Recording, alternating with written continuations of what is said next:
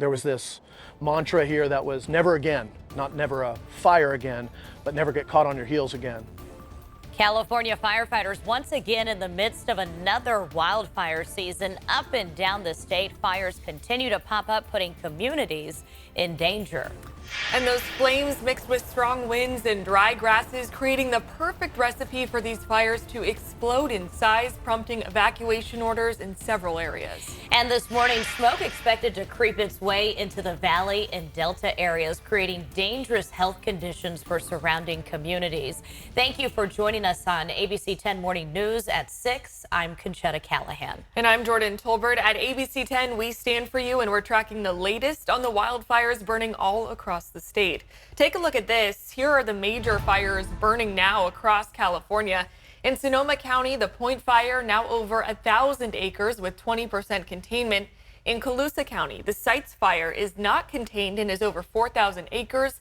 And east of Stockton in Calaveras County, the Aero fire overnight putting the town of Copperopolis in danger.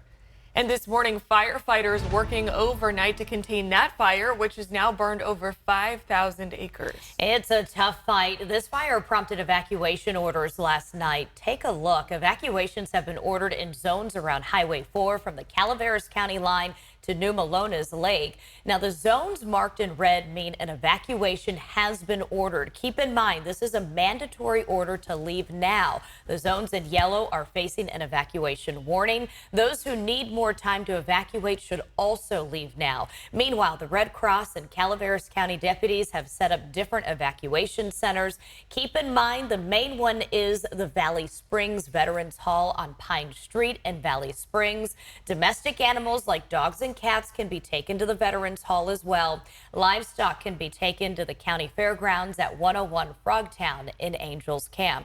And right now, PG&E is reporting outages in Calaveras County caused by the fire. You can see on your screen the area in orange represents thousands of customers in the dark this morning or simply without power. Some of those are in the town of Angels Camp. And we're bringing you team coverage on this very busy Tuesday morning. Our meteorologist Rob Carlmark forecasting some relief in this firefight.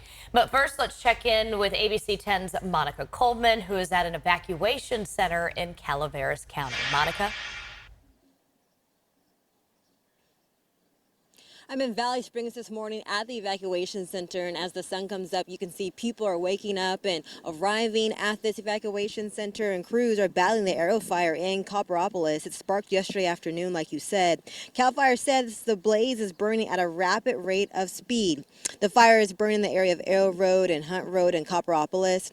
CAL FIRE says strong winds are hindering the firefight and firefighters' ability to set a containment line. CAL FIRE says those winds have been going around 15 miles per hour with gusts up to over 30 miles per hour.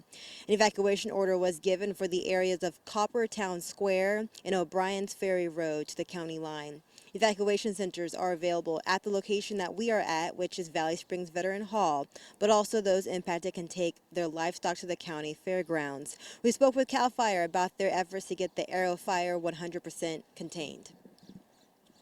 The wind is playing its part. There is some steeper terrain in this area, and then the vegetation here in some of the areas is very dense, and it transitioned from a mostly grass to a brush and oak woodland type fuel model. So all of those things combined are contributing to the fire spread.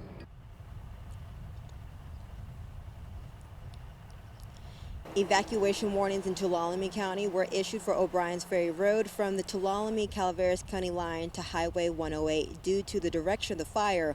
However, no evacuation orders have been given there. Back out here live at the evacuation center, you can see that you are allowed to bring your small pets like cats and small dogs, but livestock do have to go to the fairgrounds this morning. We are going to have a briefing at 7 a.m. and bring you more information. For now, we're live in Valley Springs. Rob, what can you tell us about the firefight? Well, Monica, it's just tough to see people there. You know, they've got their life in a box, all those important papers and belongings, and it might be a while. And the reason why I say that is that even though we have a good weather story to tell as far as the winds, They'll be relaxing today. The wind shift is going to be helpful for firefighters. But when it moves into that mixed terrain and anything with elevation, it becomes a much tougher firefight. With grass fires, which we've seen lately that have broken out with these north winds, there's a lot of access. There's a lot of roads there. There's a lot of equipment, and there's not a lot of elevation change, meaning that what you've got is what you've got right in front of you. Once it moves into foothills and higher terrain, it can move uphill. And even though the wind direction is going to be changing today, which I'll show you in just a second, it may be pushing that particular fire up into new terrain and burning uphill. So we may be losing the red flag warning conditions later on this afternoon. But also, again, for those fires in the lower foothills, once they get established into changing elevations, it just becomes a much tougher fight. Temperatures are in the 60s. We still, at the moment, have red flag warning conditions, but the winds are going to be changing. We're going to see lighter wind, which is going to help, and then more humidity. Now, we're not talking about very muggy conditions, but we're going from, humidity in the single digits and teens, adding it in from the ocean. It's going to go 20, 30% or higher. The temperatures are going to be warmer than yesterday, but really the story is that we've got changing weather conditions. The wind shift is very important.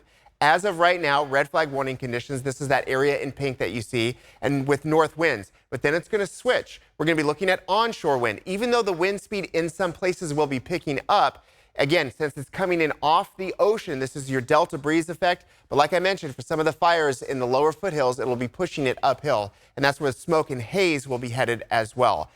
So these are your fire headlines. Red flag warning right now till about noon. And then we're looking ahead at a hot weekend. Triple digits, if not hotter, for the weekend and all of next week. This is temperatures that you see on your screen are warmer than yesterday. Highs in the low 90s versus the 80s yesterday. Like I mentioned, red flag warning conditions will expire by noon, but then it's all about the hot weather that arrives later on this week and all the way through the weekend and next week as well.